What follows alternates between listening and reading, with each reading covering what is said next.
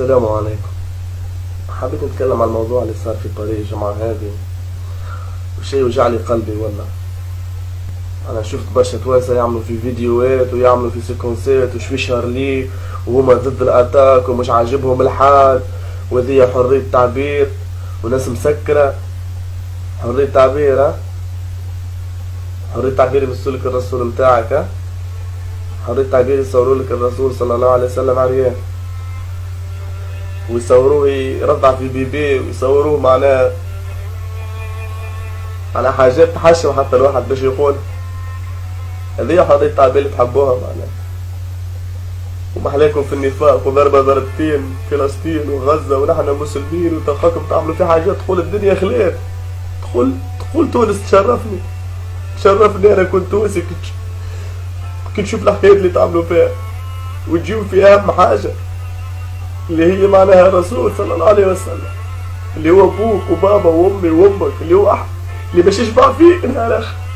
يا خامش ويا خامجة، أنا الرسول اللي بكى عليكم قبل ما يشوفكم، رسول بكى عليكم قبل ما يشوفكم، تجي أنت وتقول لا ما يجيش هذه حرية تعبير.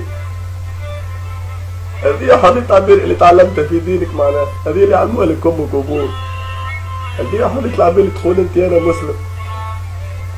أنا قمة الدناء معناها صارت الحكاية معناها في ويلز، معناها صارت في الدنمارك، وقلنا بي ويش نعملوا لما هذوما يكرهونا ويهود بلا بلا.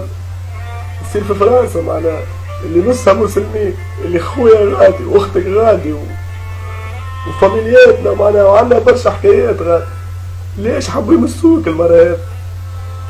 حبوا يشوفوك اش تقول انت، حبوا يروحوا بيك، حبوا يعملوا لنا برشا حكايات انت ما تفهمهاش، خاطر يكرهونا. ليش نهار مسلم انت يصور فيه عيسى ولا موسى ولا عمل حكايه مشوم عليهم؟ علاش؟ خاطر ما نحبوهم، احنا نحبوا العباد الكل ونحترموهم، يحترمونا هما. انا نتمنى باش نشوف الرسول، نتمنى باش نشوفه. انا ما نصليش ولا عمري صليت ونذكر كل شيء، لكن هما نقعد مسلم الداخل.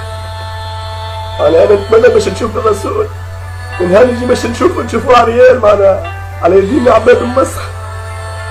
نهار باش نشوف الرسول نشوف يطلع في بيبي وسفناري وبجن على رؤوسكم يا كلاب يا مسخين. طول عليكم، محمد نقعد اشرف منكم صلى الله عليه وسلم، تكرهوا ولا تحبوا نقعدوا خير منكم. تشرفش بيكم يا توانسة.